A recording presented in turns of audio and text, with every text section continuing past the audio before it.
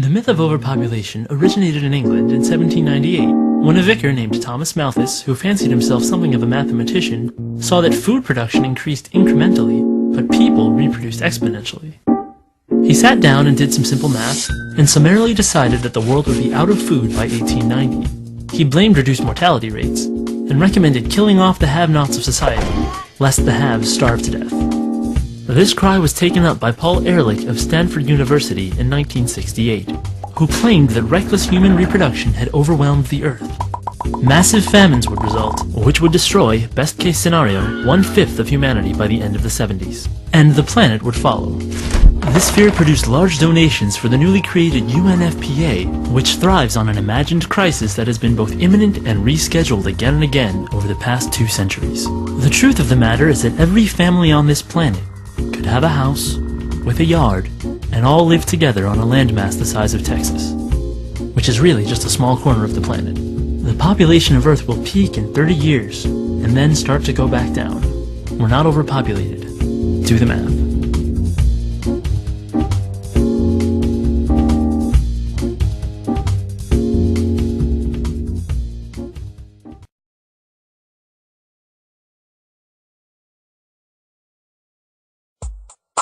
From the time of the cavemen all the way until today, humanity continues to exist because each generation of people has produced another generation to replace itself.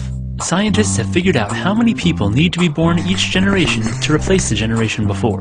That number is 1 person per person. All things being equal, this creates perfect demographic balance.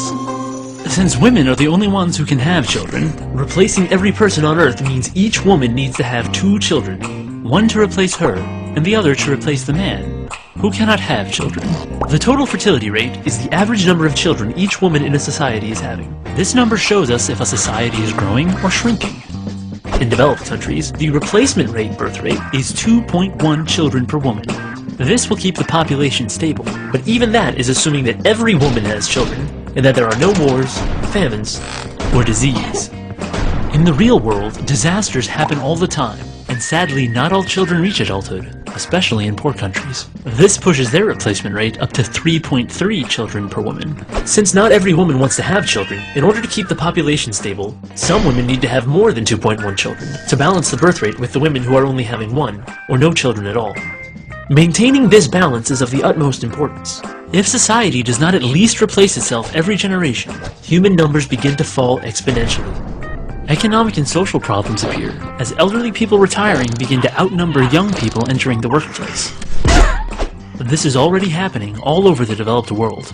Many of the world's nations are only barely replacing themselves, while a growing majority have birth rates below replacement, some as low as 1.8 or even 1.2 babies per woman. Many societies are facing a very real danger: extinction.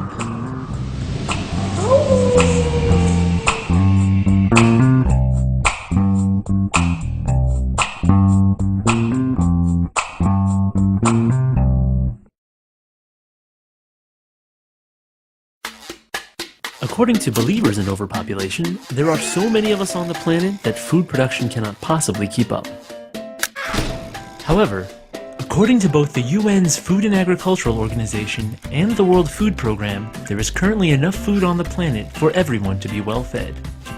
Not only that, but we're growing this food on less land than we did in the past. This is why in the United States, for example, the government can afford to pay farmers not to grow food, but instead return their farmland to the wild. Modern technology also allows us to grow food on land where it would have been impossible to do so, even a few years ago. Agricultural experts even believe that Africa, if cultivated using modern farming methods, could eventually feed the whole world, all by itself. Then why are people in many parts of the world starving? The World Food Program lists key causes of hunger, and overpopulation is not on that list. War, one of the leading causes of world hunger, destroys crops and disrupts relief efforts. Widespread poverty prevents many from buying the food that they need. And a lack of infrastructure means that there isn't a reliable way to transport food to areas that need it. This is why reducing the number of hungry people will not make the remaining people less hungry. Those who have access to the food will continue to have access to it, and those who don't will still be hungry. Reducing population will not magically cause food to be spread around equally. And blaming overpopulation for everything does nothing but distract us from the real problems that we actually have.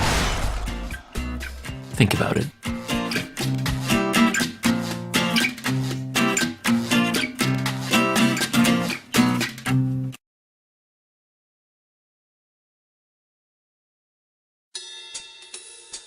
When human beings first showed up on this planet, there weren't very many of us. And we faced a hard life of meeting our basic needs. Chances are, early humans spent a good deal of time hungry, cold, and without shelter. That is to say, poor. According to the World Bank, poverty is when people are deprived of well-being as a result of low income and aren't able to get the basic goods that they need for survival with dignity. How did any of the human race advance beyond poverty? We kept multiplying, and we formed communities. In communities, people stop spending all their time on simple survival, and are able to do things like divide up tasks, share resources, and pool their mental energies to come up with creative solutions to problems. These communities started with families, then grew into extended families, entire tribes, and then finally cities and nations. So what effect has this growth had on poverty? According to demographers, a very good one. In fact, history shows that as our numbers have grown, so has our average standard of living. Scientists measure this standard in everything from per capita income to average amount of calories consumed, even average height. And all of these averages have been increasing. Even though poverty still exists, the percentage of poor people has actually decreased as population has grown. The reason for this is that human beings are not simply consumers, we are producers. This is why, over the ages, we have learned how to do things like produce more food on less land, find better energy sources, and make sure that more people have enough to eat and a roof over their heads. And this is also why, though urban poverty is still a huge problem, statistics show that the poor who move to large communities actually have better chances of rising from poverty than they did in areas where there were fewer jobs and less opportunity. For this reason, poverty is a problem that is not solved by eliminating people. Poverty has always been a problem, even when there were scarcely any people on the entire planet. People are the only proven way out of poverty. Removing them will only leave the poor right where they started. Think about it.